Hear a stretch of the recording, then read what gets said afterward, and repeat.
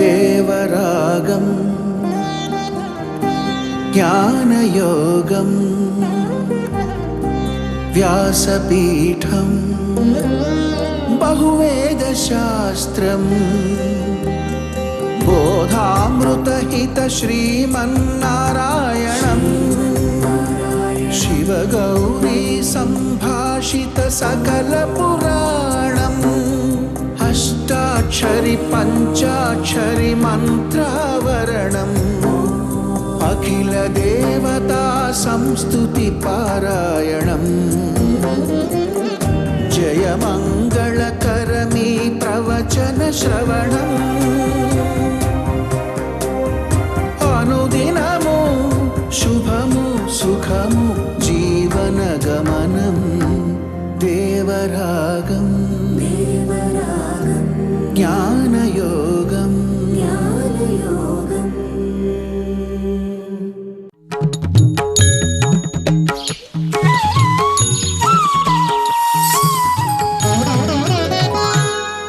ఆపదామపహర్తారం దాతారం సర్వసంపదాం లోకాభిరామం శ్రీరామం భూయో భూయో నమామ్యహం.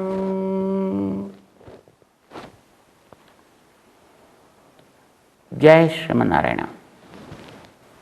ప్రియ భగవద్బంధువులారా, ప్రపంచంలో ఎన్నో విషయాలు ఉంటాయి. సాత్వికాలు, రాజసాలు, తామసాలు రకరకాలుగా ఉంటాయి. అయితే వీటిలో బాగుపడదలిచినటువంటి వ్యక్తి తామసాలని వదిలి, రాజసాలని వదిలి, సాత్వికమైనటువంటి విషయాలని గ్రహించి బాగుపడే ప్రయత్నం చేయాలి.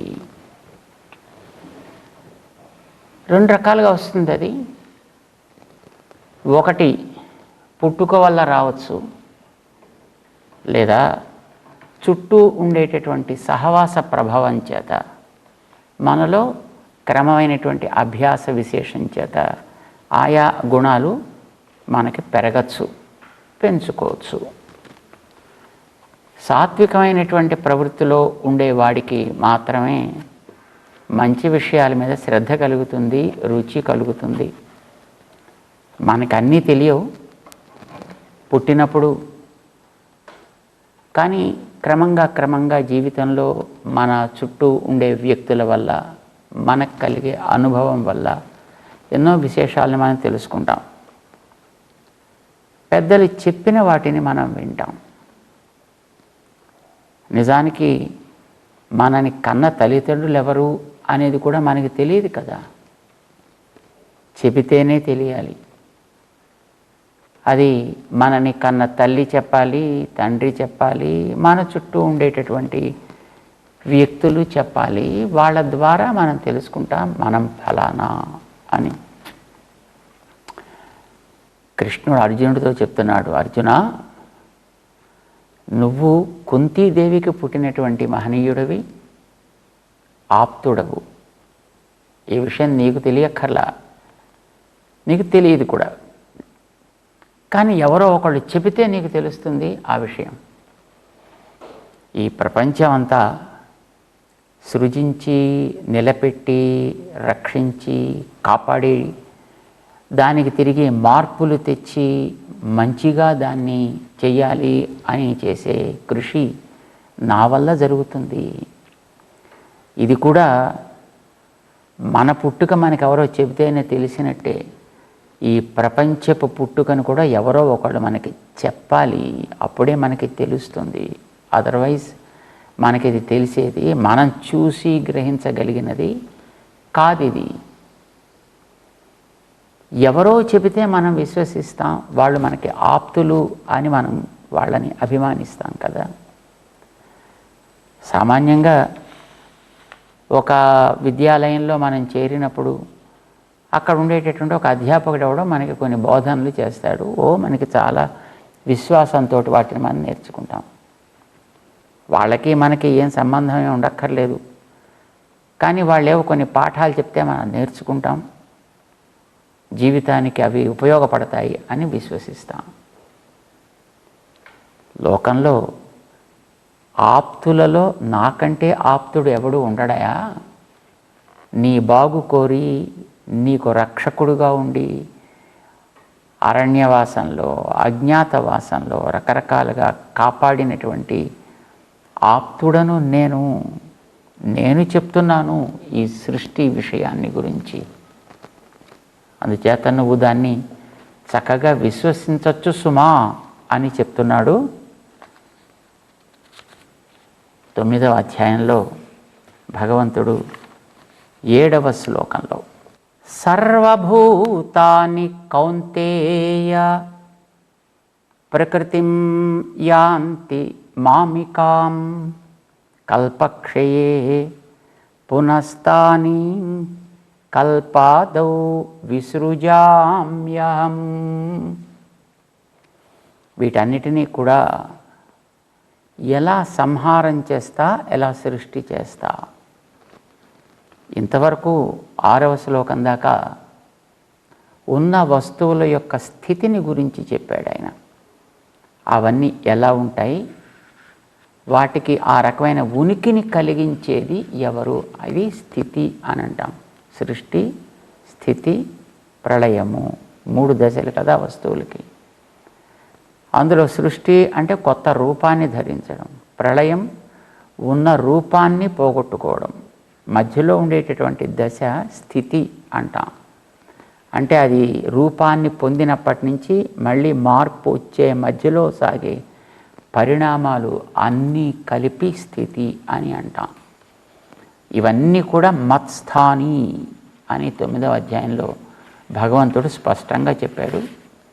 అయితే తాను కనిపించక్కర్లేదు, కనిపించకుండా ఉన్నప్పటికీ కూడా వీటి యొక్క ఉనికిని నిలబెడతా నేను అని ఆయన వివరించి చెప్పాడు. ఆయన ఇప్పుడు వాటి యొక్క సృష్టి ప్రళయములు కూడా తన ఆధీనంలోనే ఉంటాయి. మనం ఆయన్ని భక్తితోటి సేవించవలసిన అవసరం ఏముంది అని అంటే, వీటికి కొత్త రూపు కల్పించేది తానే, ఉన్న రూపుని మార్పు చేసేది తానే అయినప్పుడు అది ఒక మహోపకారం మనకి చేస్తున్నాడు ఆయన. ఎప్పుడు అలానే మనం నిలకడగా ఉండిపోకుండా, మార్పు అనేటటువంటిది ప్రకృతికి సహజం, మార్పు ఉండాలి. అయితే ఆ మార్పు మంచి కోసం చేయాలి అనే కృషి చేసేవాడిని నేనయ్యా చెప్తున్నాడు ఆయన. సర్వభూతాని ప్రకృతిం యాంతి మామికాం. సర్వభూతాని అన్ని భూతములు కూడా, మనమందరం కూడా భూతాలమే. భూతం అంటే ఉనికిని కలిగిన ఒక ప్రాణి, ఒక రూపాన్ని, ఒక నామాన్ని కలిగినటువంటి ఒక ప్రాణి. 2 రకాలుగా మనం స్థూలంగా చూస్తాం, కదిలేవి, కదలనివి. కదిలే వాటిని జంగమాలు అంటాం, కదలని వాటిని స్థావరాలు అని అంటాం. చెట్లు, చామలు ఇలాంటివి కూడా విభూతాలే. వాటిల్లో కూడా జీవులు ఉంటారు కదా, అవి కూడా పెరుగుతూ ఉంటాయి. వాటిలో కూడా శ్వాసోచ్ఛ్వాస ప్రక్రియ సాగుతూనే ఉంటుంది. అవి స్థావరాలు అని అంటాం. ఇప్పుడు మనలాంటి వాళ్ళంతా జంగమాలు, నిలువుగా నడిచేవాళ్ళు, అడ్డంగా నడిచేవాళ్ళు, లేదు ఎగిరేటటువంటి ప్రాణులు, ఇవన్నీ కూడా జంగమ ప్రాణులు అని అంటాం. స్థావరాలుగా జంగమాలుగా ఉండేటటువంటి సర్వభూతాని అర్జున కౌంతేయ అని ఆయన సంబోధిస్తాడు. అంటే కుంతీపుత్రుడా అని అర్థం. అది నీకు ఎవరు చెప్తే తెలిసిందా నువ్వు కుంతికి పుత్రుడు అని? ఎవరో ఆ తల్లేనే చెప్పు ఉండాలి, మిగతా చుట్టూ ఉండేంటి వాళ్ళు చెప్పు ఉండాలి. అది మనం విశ్వసిస్తున్నాం. అలాగే ఈ కనిపించే ప్రపంచానికంతటికి కూడా నేను ఆద్యుడను, మార్పు తెచ్చేవాణ్ణి నేను. ఇవన్నీ ఏమవుతాయి? ఒకనాడు ప్రకృతిం యాంతి మామికాం. మామికాం నాకే సంబంధించినటువంటి ప్రకృతి యందు ఇవన్నీ కూడా చేరుతూ ఉంటాయి. నాకే చెందిన అంటే అర్థం ఏంటి? నేను లేకపోతే ఇవి నిలవవు. నాకు శేషభూతమైనవి అని అర్థం. భగవంతుడికి శేషభూతం అయితేనే అవి ఉన్నట్టు అని అర్థం అండి. మనకు ఉపనిషత్తుల్లో, వేదాల్లో, శతపథ బ్రాహ్మణం లాంటి వాటిలో ఇవన్నీ కూడా ఆయనకే శరీరము. పృథివీ శరీరము, ఆపస్ శరీరము, యస్య తమశ్శరీరం. ఇవన్నీ క్రమంగా చేరి చేరి చేరి చేరి మూల స్థానానికి పెడితే దానికి తమస్సు అని పేరు పెట్టారు. అంటే ఇప్పుడు తిరగని ప్రాణులుగా ఉండేటటువంటి ఇవన్నీ మట్టిలో కలుస్తాయి. పక్షులు పైన ఆకాశంలో ఎగిరినా తిరిగి మళ్ళీ మట్టి మీదకి రావాల్సిందే. వాటికి మళ్ళీ ప్రాణం తొలగిన తర్వాత మళ్ళీ ఈ మట్టిలోనే అవి కలుస్తాయి. మిగతా అంతా కూడా మట్టిలోనే కలుస్తారు.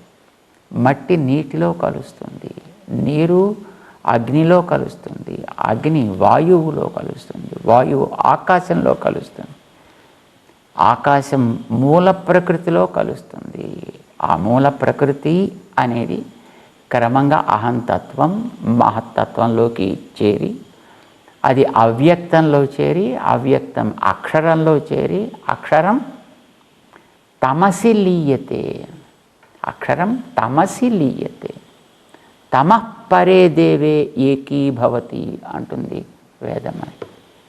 ఇవన్నీ కూడా తమస్సు అనే ఒక స్థానానికి చేరుతాయి. అంటే గింజలోంచి క్రమంగా పెరిగి పెరిగి పెరిగి బృహద్రూపాన్ని ధరించినటువంటి చెట్టంతా మళ్ళీ ఆ గింజలోకే ఎట్లాగైతే చేరుతోందో, అందులోంచి మళ్ళీ పైకి వస్తోందో, ఈ ప్రకృతి అంతా మనం చూసేటటువంటి ఈ స్థావర జంగమాలుగా ఉండేటటువంటి ఇవన్నీ కూడా, భూతాలన్నీ కూడా క్రమంగా ఇవన్నీ ఒకదాంట్లోంచి ఒకటి అలాగా లోపలికి చేరుకుంటూ పోయి తమస్సు దగ్గరికి చేరుతాయి. ఈ తమస్సు అనేటటువంటిది పరే దేవే ఏకీభవతి, పరమాత్మ యందు ఎత్త చేరుతాయి. దీంట్లో ఒక చిన్న తమాషా ఉంది. పరమాత్మ దగ్గర వెళ్ళి చేరిపోతే ఇంక మళ్ళీ రావడం అనేది ఉండకూడదు కదండి అని అనిపిస్తుంది మనకి సామాన్యంగా. కానీ ఇది ఒక అద్భుతమైనటువంటి వ్యవస్థ భగవంతుడు చేసినది. ఆయన సర్వత్రా వ్యాపించి ఉండేటటువంటి స్వరూపం ఒకటున్నా, అవ్యక్తమూర్తి అని గతంలోనే దానికి ఆయన పేరు పెట్టాడు. మయా తతం ఇదం సర్వం జగత్ అవ్యక్తమూర్తినా అని చెప్పాడు ఆయన. దానికి కనిపించని రూపము అని పేరు పెట్టాడు. దానికి ఎవరికీ కనిపించదు అది, చతుర్ముఖ బ్రహ్మాదులకి కూడా కనిపించదు అది. అంతటా వ్యాపించి ఇప్పుడు కూడా మనందరి మధ్య కూడా అది వ్యాపించి ఉంది. ఇది ఒక రూపం. రెండవది, కొన్ని కార్యాలను నిర్వహించడం కోసం ధరించే రూపాలు ఉంటాయి. ఇది సామాన్యన సకల భూతాలకి, సకల విశ్వానికి సత్తనివ్వడం కోసం వ్యాపించినటువంటి స్వరూపం. తాను సహజంగా ఉండేటటువంటి ఒక స్థితి, అది అవ్యక్తమూర్తి అనేటటువంటిది. దానికే పేరు నారాయణ అని పేరు దానికి. ఇందులోంచి పనులు చేయడం కోసం, ఆర్తుల యొక్క దాహాన్ని తీర్చడం కోసం ధరించేటటువంటి రూపాలు వేరువేరుగా ఉంటాయి. ఏమిటి ఆ రూపాలు అనేదాన్ని కథలో మనం చాలాసార్లే అనుకున్నాం. అయినా ఒక్కసారి మళ్ళీ జ్ఞాపకం చేసుకోవడంలో దోషమైతే ఉండదు కనుక, ఎక్కడో వైకుంఠాది లోకాల్లో అక్కడ ఉండేటువంటి నిత్యులు ముక్తులు అనే పేరు కలిగినటువంటి మహనీయులకి దర్శనమివ్వడం కోసం, వాళ్ళు అందించే సేవలను స్వీకరించడం కోసం స్వీకరించే రూపం పరస్వరూపము అని అంటాం. అది అవిచాల్యము. దాన్ని ఎవరు కదపడం అనేటటువంటి ఉండదు. దాన్ని ఎవరు ఏ రకంగానూ కూడా అక్కడ అందులో వేలు పెట్టేటువంటి అవసరం, అవకాశం కూడా ఉండవు. ఇది రజోగుణానికి ఆవల ఉండే, విరజకి ఆవల ఉండేటటువంటి ఒక స్థితి అని అంటారు. దానికి ఈవల ఉండేటటువంటి స్వరూపాలు కొన్ని ఉన్నాయి. దానికి వ్యూహము అని పేరు.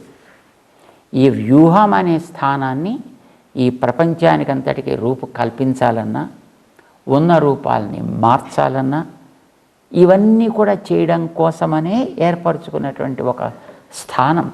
It's a planning abode of the lord. ఆయన ఒక అద్భుతమైనటువంటి జగద్ రచనా కార్యాన్ని సాగించడం కోసం ఏర్పాటు చేసుకున్నటువంటి ఒక స్థితి, దానికి వ్యూహము అని పేరు. ఈ వ్యూహంలో 4 ఉంటాయి అని మనకి చెప్తున్నాయి మన గ్రంథాలు, సంహితలు.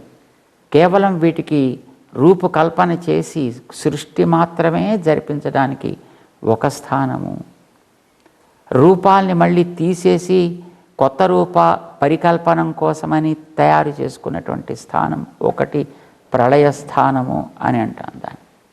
మరొకటి స్థితి, ఉన్న వాటిని సవ్యంగా మేనేజ్ చేయడం కోసం ఏర్పడ్డ స్థితి ఒకటి. పేర్లు ఉన్నాయి వాటికి. ఉన్న వాటిని మార్పు చేసి కొత్త రూపాలు తయారు కావడానికి అవకాశం కలిగించే స్థానానికి సంకర్షణ అని పేరు. కొత్త రూపాలని తయారు చేసేటువంటి దానికి అనిరుద్ధ అని పేరు. ఉన్నదాన్ని మేనేజ్ చేసేటటువంటి స్థితికి ప్రద్యుమ్న అని పేరు. ఈ మూటికి కూడా నిర్వాహకంగా ఉండేటువంటి దానికి వాసుదేవ అని పేరు. ఇందాక మనం అనుకున్నట్టుగా ఈ సకల భూతాలు కూడా, ఇవన్నీ కూడా క్రమంగా రూపాన్ని మార్చుకుంటూ పోయి తమస్సు దాకా వెళ్ళిన తర్వాత ఈ తమస్సు అనేది పరేదేవే ఏకీభవతి, ఈ పరదేవతతోటి చేరిపోతుంది అని అన్నది ఎక్కడ అంటే ఈ సృష్టి చేస్తాడు అని మనకి చెప్పేటటువంటి స్థితి ఉందే, ఇందులో ఉండేటి 3 రూపాల్లో సంకర్షణ అనేది ఒకటి ఉంది కదా, ఇది వెళ్ళి అక్కడ చేరుతుంది. అందులో చేరి అక్కడ లయం అవుతుంది. పరేదేవే, అందులో లీయతే, అందులో చేరిపోతుంది. లయం కోసమనే ఏర్పడ్డ స్థానం అది. సృష్టి తిరిగి చేసేటప్పుడు ఆ రకమైనటువంటి దాంట్లోంచి ఒక వ్యవస్థని చేసి మళ్ళీ సృష్టికి ఒక రూపకల్పన జరుగుతుంది. ఇది మనకి మన సంహితలు చెప్తున్నాయి.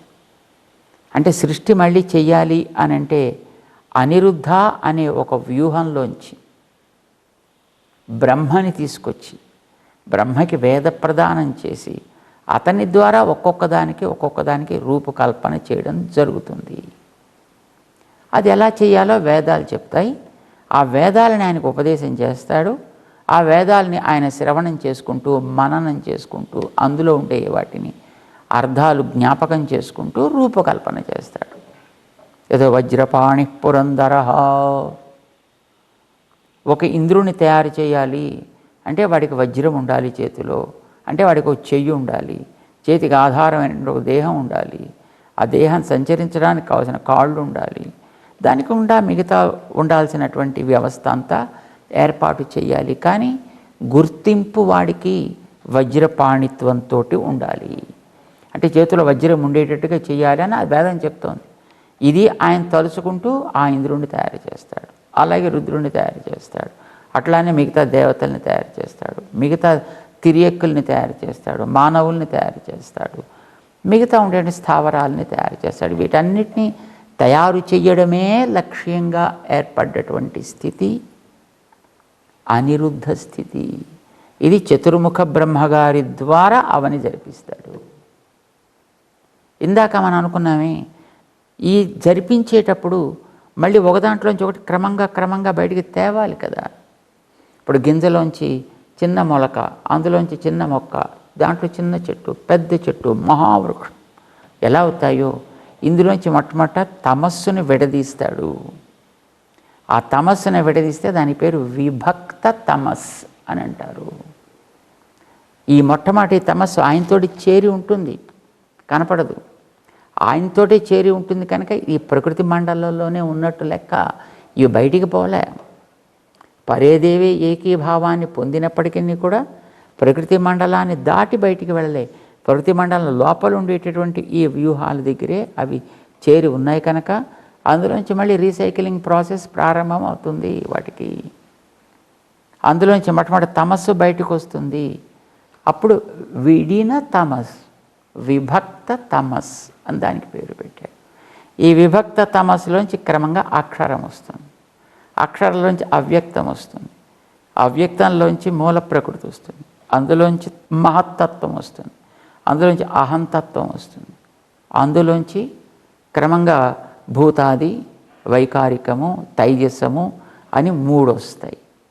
ఈ భూతాదిలోంచి పంచభూతాలు వస్తాయి. భూతములకు ఆది అది. అంచేత పంచభూతాలు వస్తాయి, వాటి తన్మాత్రలు వస్తాయి. వైకారికం అనే దాంట్లోంచి ఇంద్రియాలు వస్తాయి, మనస్సు వస్తుంది. తైజసం అనేటటువంటిది ఈ రెంటికి కూడా కావలసిన శక్తిని ఇస్తూ ఉంటుంది. ఇవన్నీ కలగాపులగమై వాడిని కూడా తర్వాత కలిసి అక్కడి నుంచి రకరకాలుగా సృష్టి ప్రారంభం. దేవ, మనుష్య, తిరియక్, స్థావర అన్నీ మొత్తం దాంట్లోంచి ఏర్పడతాయి. భోగ భూములు ఏర్పడతాయి, భోగ ఉపకరణాలను తీసుకుంటాయి, భోగ్య జాత పదార్థం ఉంటుంది. వీటన్నిటిని కూడా అవి కర్మానుభవం కోసం ఉపయోగించుకుంటూ ఉంటాయి. ఇది సృష్టి. ఆ తర్వాత లయం అనేటటువంటిది. ఇన్ని కూడా మళ్ళీ ఏ క్రమంలో బయటకు వచ్చాయో అదే క్రమంలో మళ్ళీ వెనక్కి వెళ్ళిపోతాయి. అలా వెళ్ళడానికి వీలుగా ఇక్కడ ఉండే సంకర్షణుడు అనే ఆ వ్యూహ స్వరూపం రుద్ర అంతర్యామిగా ఉండి అతని ద్వారా వీటన్నిటిని కూడా క్రమంగా చేయిస్తాయి. అంటే వీటన్నిటిని తనలోకి క్రమంగా తీసుకోవడం ప్రారంభిస్తాయి. ఈ ప్రాణులన్నీ కూడా భూమిలో కలుస్తాయి. పృథివీ అప్సు లీయతే, ఆపస్తేజసి, తేజ వాయు, వాయు ఆకాశే. ఇవన్నీ ఒకదాంట్లోంచి ఒకటి వరుసగా కలుస్తూ పోతాయి. వెనక్కి క్రమంగా రూపాన్ని తగ్గించుకుంటూ పోతాయి.